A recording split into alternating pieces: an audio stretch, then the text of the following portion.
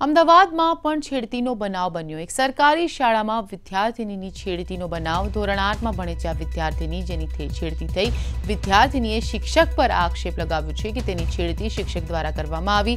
ચંડોળા સરકારી શાળાનો છે આ બનાવ। જે તસવીરો આપ જોઈ રહ્યા છો તેમાં વાલીઓ પણ રોષે ભરાયા છે। સરકારી શાળામાં વિદ્યાર્થીનીની છેડતી થઈ છે। ધોરણ 8ની વિદ્યાર્થીનીએ પોતાના જ શિક્ષક પર છેડતી કર્યાનો આરોપ લગાવ્યો છે। જોવું રહ્યું કે તપાસ ક્યાં સુધી પહોંચે છે। વાલીઓ પણ રોષે ભરાયા છે। વાલીઓ દ્વારા આ જે ઘટના છે તેનો વિરોધ કરવામાં આવી રહ્યો છે। વાલીઓનો રોષ પણ સ્પષ્ટપણે દેખાઈ રહ્યો છે। ઉલ્લેખનીય છે કે છેલ્લા કેટલાક સમયથી જે આવા ઘટના ઘટી રહ્યા છે, શિક્ષણ જગતમાં શિક્ષણને કલંકરૂપ આવા બનાવો કહી શકાય કે શિક્ષકો દ્વારા વિદ્યાર્થીનીઓની છેડતી કરવામાં આવે છે, તેમની સાથે શારીરિક અડપલા કરવામાં આવે છે। ત્યારે ફરી એકવાર આવી જ ઘટના ઘટી છે અને એ પણ અમદાવાદમાં જ ઘટી છે। ચંડોળા ખાતેની એક સરકારી શાળાનો છે આ બનાવ કે જ્યાં એક વિદ્યાર્થીનીએ પોતાના શિક્ષક પર છેડતી કર્યાનો આક્ષેપ કર્યો છે।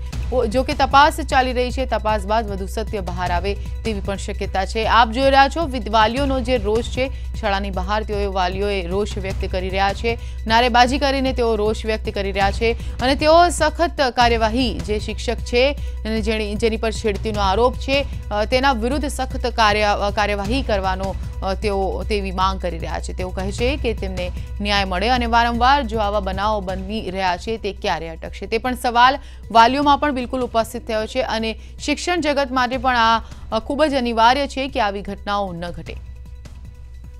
આ ઘટના ઘટી છે સરકારી શાળામાં, ચંડોળાની સરકારી શાળામાં ઘટી છે આ ઘટના। જે તસવીરો આપ જોઈ રહ્યા છો વાલીઓ દ્વારા રોષ વ્યક્ત કરવામાં આવી રહ્યો છે। નારેબાજી સાથે વાલીઓ દ્વારા રોષ વ્યક્ત કરવામાં આવી રહ્યો છે।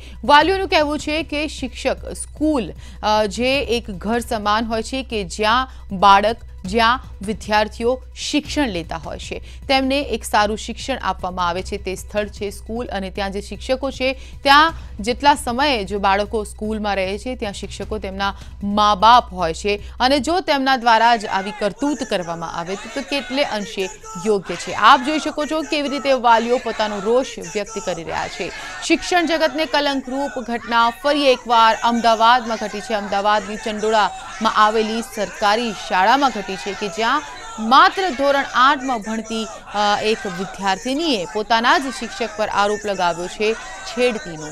જી હા, વિદ્યાર્થીનીએ પોતાના જ શિક્ષક પર છેડતી કર્યાનો આક્ષેપ મૂક્યો છે અને જો કે તપાસ ચાલુ રહી છે આ અંગેની જે તપાસ છે તે ઉચ્ચ કક્ષાએથી થશે એવો આશાવાદ પણ આપણે વ્યક્ત કરી રહ્યા છે અને તપાસ બાદ જે ખુલશે કે શું છે સત્ય, શું શિક્ષક પર માત્ર આક્ષેપ મૂકવામાં આવ્યો છે કે શું એમાં કોઈક તો સત્ય છે।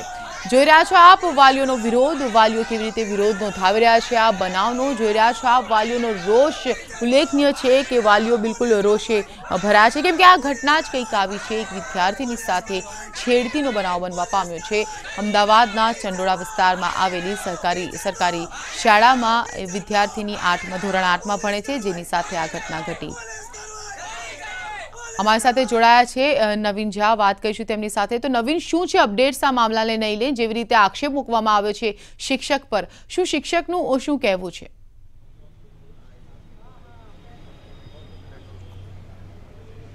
જે રીતે સમગ્ર મામલો સામે આવ્યો છે કે 2 થી 3 જે વિદ્યાર્થીનીઓ છે તે લોકો આરોપ મૂક્યો છે કે ક્લાસના 2 શિક્ષકો દ્વારા તેમની ઉપર શારીરિક છેડતી કરવાનો આરોપ જે મૂકવામાં આવ્યો છે અને આ તમામ મામલાને લઈને પોલીસ સ્ટેશન આ સમગ્ર મામલો પહોંચ્યો છે।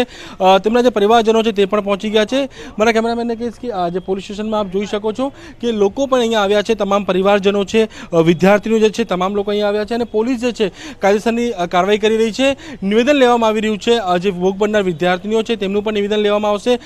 તેમની તમામ જે ઘટના છે તે ઘટનાક્રમ જાણવામાં આવશે કે કેટલા સમયથી આ શિક્ષક છે આ પ્રકારનો શારીરિક અડપલા કરી રહ્યો હતો, જે ખૂબ જ ગંભીર મામલો છે અને ક્યાંક ને ક્યાંક શિક્ષક અને જે વિદ્યાર્થીઓનો જે વાત હોય છે કે ગુરુની, તો ગુરુ દ્વારા જે આ પ્રકારનું કૃત્ય કરવાની જે વાત છે તેને લઈને તમામ જે સ્થાનિક લોકો છે, સ્થાનિક ધારાસભ્ય, તમામ લોકો અહીંયા પહોંચી ગયા છે અને અત્યારે પોલીસ દ્વારા જે છે શિક્ષકોની અટકાયત કરી અને આગળની જે કાર્યવાહી છે તે કરવામાં આવી રહી છે। જી, વિદ્યાર્થીના માતા પિતાની કોઈ પ્રતિક્રિયા પ્રાપ્ત થઈ છે? વાલીઓનું, વિદ્યાર્થીના વાલીઓનું શું કહેવું છે નવીન?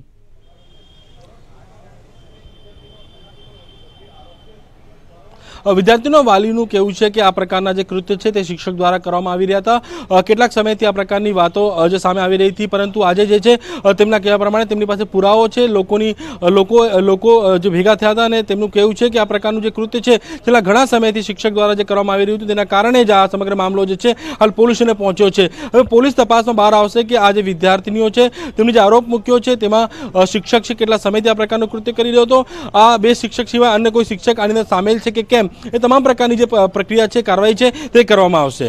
જી, શાળાના આચાર્યનું શું કહેવું છે અને વાલીઓને શું આ વિશે જાણ કરી હતી પહેલા વિદ્યાર્થીનીઓએ?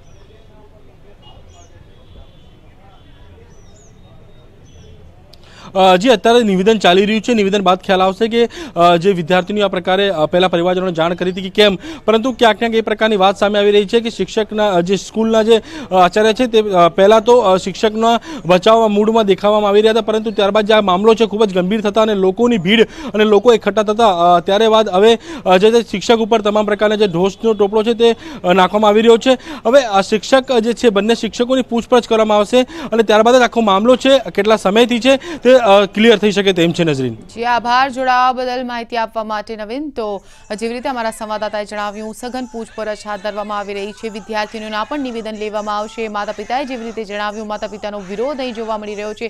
હવે જોવું રહેશે કે કેટલા સમયથી આ રીતની છેડતી વિદ્યાર્થીનીઓ સાથે આ શિક્ષક કરતો હતો અને અન્ય કેટલાક શિક્ષકો આની સાથે જોડાયેલા છે।